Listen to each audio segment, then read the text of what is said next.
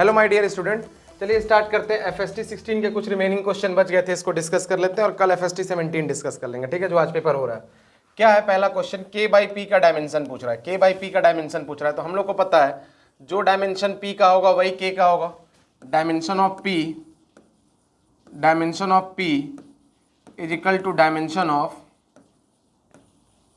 K। तो dimension of जो dimension P का होगा वही डायमेंशन ऑफ K का होगा। तो K/P क्या हो जाएगा, K/P आपका डायमेंशन लेस हो जाएगा। K/P आपका क्या हो जाएगा, dimension less, M0 L0 T0। और थ्रस्ट का डायमेंशन होता है, प्रेशर का होता है, विस्कोसिटी का, एंगल का कोई डायमेंशन नहीं होता। और यहाँ से एक और ध्यान देने की बात है, सॉलिड एंगल का यूनिट क्या होती है, सॉलिड एंगल का रेडियन, और सॉरी प्लेन एंगल का आपका क्या हो जाता है, प्लेन एंगल का रेडियन, और सॉलिड एंगल का स्ट्रेडियन, और इनकी कोई डायमेंशन नहीं होती है।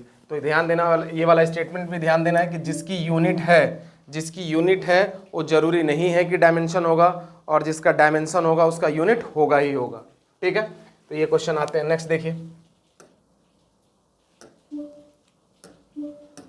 ये क्वेश्चन है कि a minus B vector is equal to a vector is equal to v vector, then angle between a and b is. Good question. तो अगर a माइनस बी का वेक्टर हम लोग देखते हैं, a माइनस बी वेक्टर का मैग्नीट्यूड वाइज वेक्टर देखते हैं तो क्या आएगा, हम लोग को इसका तो आता ही है मैग्नीट्यूड लेना। क्या ले लेंगे, a का स्क्वायर प्लस, डायरेक्ट मैग्नीट्यूड लेते हैं, a का square plus b square plus 2ab cos theta, 2ab direct magnitude लिया मैंने, a square plus b square plus 2ab cos theta. According to question सब बराबर है, तो a माइनस बी को अगर मैं a कर दूं, a माइनस बी को अगर a कर दूं और इसको भी लिख दूं, क्या सबको a लिख दूं तो क्या हो जाएगा, a स्क्वायर प्लस, अच्छा माइनस है ना, तो माइनस है तो यहाँ एक चीज़ ध्यान देनी पड़ेगी, यहाँ पे इसको हटा देते हैं, यहाँ माइनस हो जाएगा, ठीक।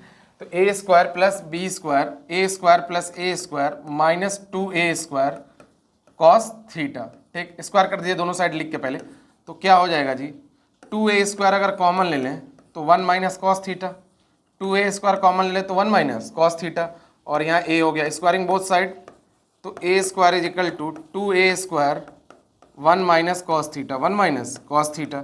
यहाँ से a square cancel, 1/2 is equal to 1 minus cos theta.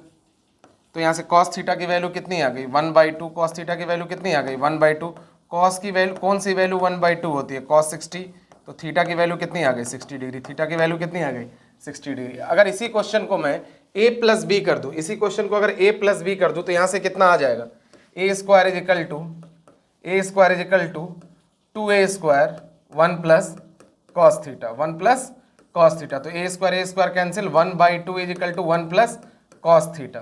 तो ये वैल्यू आ गई माइनस हाफ, वैल्यू क्या आ गई, माइनस हाफ कॉस थीटा। तो ये वैल्यू थीटा की वैल्यू कितनी आ गई, माइनस 120 प्लस 120 डिग्री, 120 डिग्री। ये क्वेश्चन आपको कल आज मिलेगा जो आप पेपर दे रहे हैं FST 17 में। तो दोनों क्वेश्चन दिए हैं कि आपकी प्रैक्टिस हो जाए। अभी जो आप शाम को देखेंगे सोल्यूशन, तो FST 17 का भी एक क्वेश्चन का आपको सोल्यूशन मिल जाएगा। Theta is equal to 120 degree और इसका आ गया theta is equal to 60 degree. अच्छे क्वेश्चन है।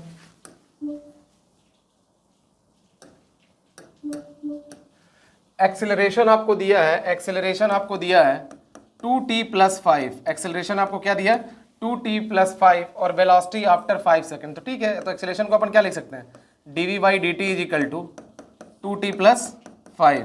तो dv इज इक्वल टू क्या लिख सकते हैं, 2t प्लस 5 dt, इंटीग्रेट कर दीजिए 0 से लेके 5 तक, 0 से लेके 5 तक, ठीक है। तो ये वैल्यू कितनी आ जाएगी, 2t square by 2 plus 5t, 0 से लेके 5, और dv का इंटीग्रेशन भी आ गया आपका, 2 से 2 कैंसिल। तो यहाँ अगर 5 का रखेंगे तो ये 5 का square 25 plus 5 into 5, 25 plus 25 is equal to 50 metre per second, 50 metre per second. आसान क्वेश्चन है, चलिए आगे बढ़ाए।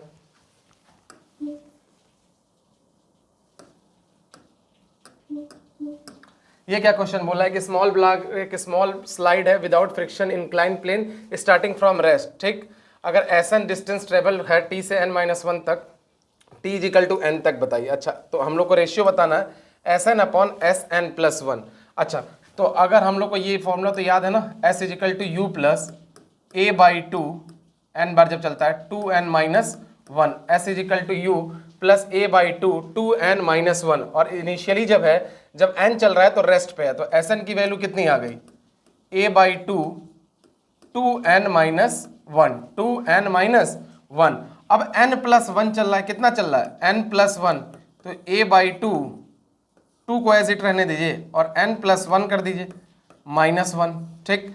तो a/2 कितनी वैल्यू आ गई 2n+2 -1, तो 2 -1 कितना आ गया a/2 2n+1, 2n+1। तो अगर ध्यान से देखा जाए तो Sn/Sn+1 का जो रेशियो आ रहा है आपका कितना आ रहा है a/2 कैंसिल हो गया, देख लो साफ साफ, तो कितना आ गया 2n-1/2n+1, 2n-1/2n+1, ऑप्शन सी चला जाएगा। आसान क्वेश्चन है, तो पीवाईक्यू का क्वेश्चन भी है, ठीक। ये अच्छा क्वेश्चन है, देखिएगा।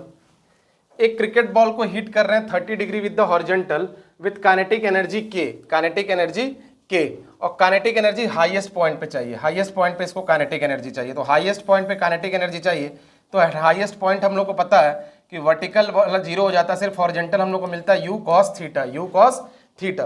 तो काइनेटिक एनर्जी इनिशियली अगर हाफ mv² है तो मैक्सिमम वैल्यू क्या होगी हाफ mv² थीटा, मतलब u cos थीटा का whole square, u cos theta का होल स्क्वायर, तो हाफ m u², और cos एंगल कितने पे 30 डिग्री, cos 30 मतलब √3/2, तो मतलब 3/4, तो ये वैल्यू हाफ m² इनिशियल था, तो 3k/4, 3k/4 कौन सा आंसर हो गया 3k/4। बस ध्यान देना, एट हाईएस्ट पॉइंट आपकी वैल्यू क्या होती है u cos theta.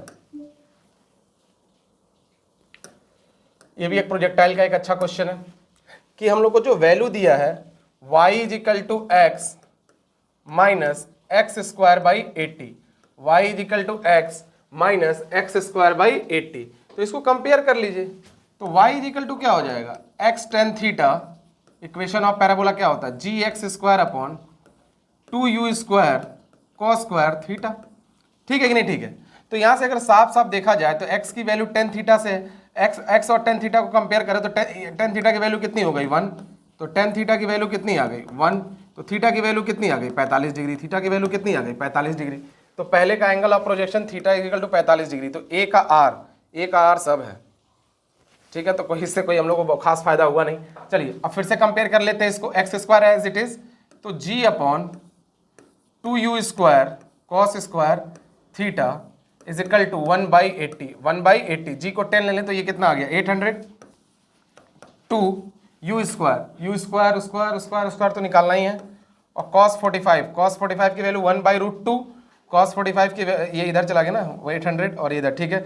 2u² cos 45 की वैल्यू 1/√2 और स्क्वायर कर देंगे तो 1/2, तो 2 से 2 कैंसिल, तो u² की वैल्यू 800, u² की वैल्यू 800 और u की वैल्यू कितनी आ गई 20√2 मीटर पर सेकंड। तो अब तो बस फार्मूला रख दीजिए, सारे क्वेश्चन आ गए।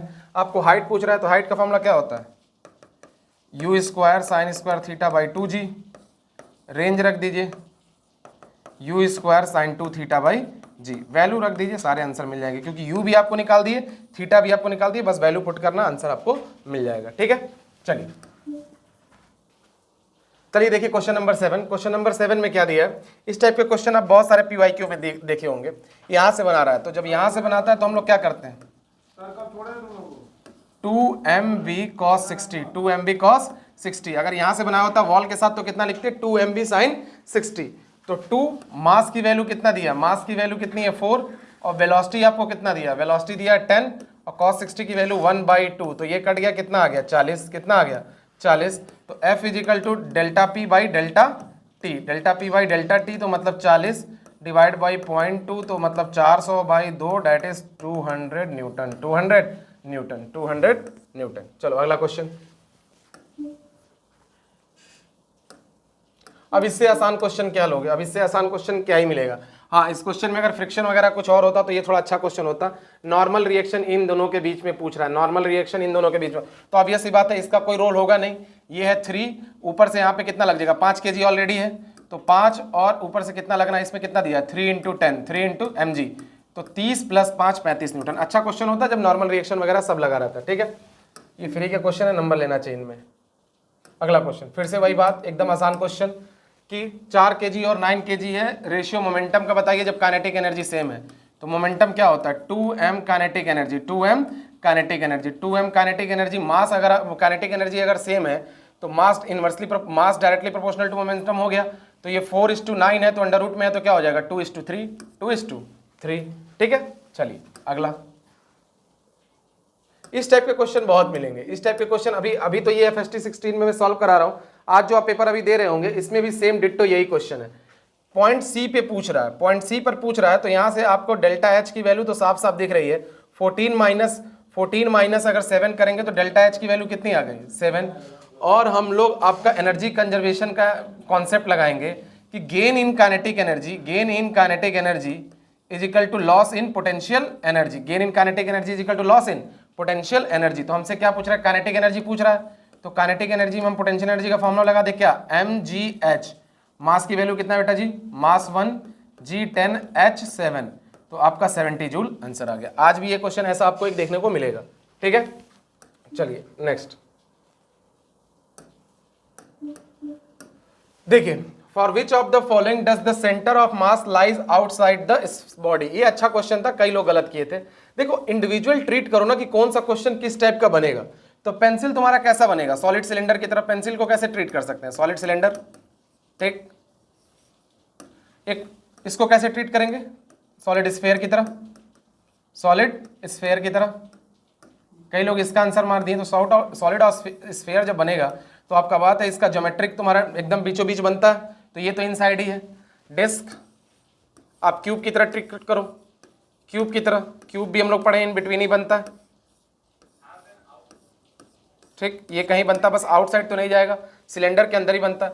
बैंगल आपका किस तरह यूज होगा, रिंग की तरह। बैंगल किसकी तरह यूज होगा, रिंग की तरह। रिंग को आपको पता है यहाँ पे जो रखते हैं, यहाँ पे मास एकदम वैल्यू 0 होती है, यहाँ पे कंसंट्रेटेड होता है, तो ये वैल्यू क्या हो जाएगी, आउटसाइड बैंगल के लिए। अच्छा क्वेश्चन है, थ्योरेटिकल क्वेश्चन ये बन सकता है, ठीक है। एक एक को तोड़ के करोगे तो अच्छे तरीके से हो जाएगा। ये क्वेश्चन कितनी बार टेस्ट सीरीज में आ चुका है कि Biot-Savart law indicate moving electron है प्रोड्यूस मैग्नेटिक फील्ड परपेंडिकुलर होगा। पीवाईक्यू का क्वेश्चन है, कई बार डिस्कस भी हो चुका है। चलिए आगे, ये अच्छा क्वेश्चन था, ये अच्छा क्वेश्चन था, लोग ध्यान नहीं दिए, लोग ध्यान नहीं दिए। क्वेश्चन बहुत बढ़िया क्वेश्चन है। देखिए तो देखो, एक सर्कुलर कॉइल है, अगर मान लो एक सर्कुलर कॉइल है, तुमने ऐसे रख दिया, एक सर्कुलर कॉइल को रख दिया, एक सर्कुलर कॉइल को रख दिया in magnetic field in an arbitrary orientation external magnetic field. अच्छा ठीक है, एक मैग्नेटिक डाइपोल मोमेंट को मान लो जेड एक्सिस में है m, और उसी डायरेक्शन में मैग्नेटिक फील्ड है, ठीक। आपका करंट फ्लो हो रहा है, ठीक।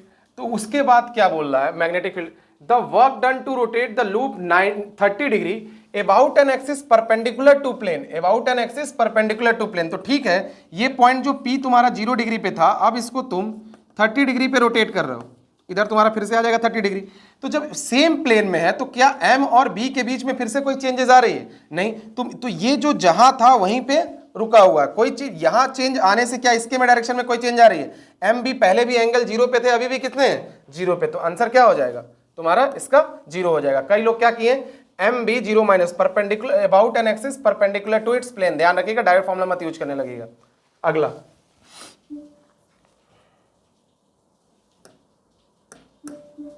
ये सब कॉन्सेप्चुअल क्वेश्चंस है। How many images form by the lens in an object kept an axis. अच्छा एक बात बताओ, इसको अगर एक्सिस के अबाउट रख दें तो एक अगर ऑब्जेक्ट इमेज बनाना चाहें तो ऑब्वियस सी बात है, यहां से हो चाहे यहां से होते हुए जाएगा, तो जो फाइनल इमेज बनेगी यहीं कहीं बनेगी। तो ऑब्जेक्ट से एक्सिस पे रखोगे तो अंदर भले जो भी हो, लेकिन जो फाइनल इमेज बनेगी वो तो एक ही बनेगी ना। तो फाइनल इमेज तुम्हारी क्या हो जाएगी, 1, ठीक। ऐसा मत समझने लगा कि यहां से एक, यहाँ जितने भी बना लो ऐसे जाएगा, फिर अंदर होगा, फिर फाइनल इमेज जो होने वाली है वो कितना बनने वाली, एक ही बनने वाली, ठीक। अगला लास्ट क्वेश्चन है ये क्वेश्चन दूसरी और तीसरी बार आ रही है टेस्ट सीरीज में, ठीक है। तो इंपॉर्टेंट है कि 1:1:1 सब लोग देख लिए होंगे।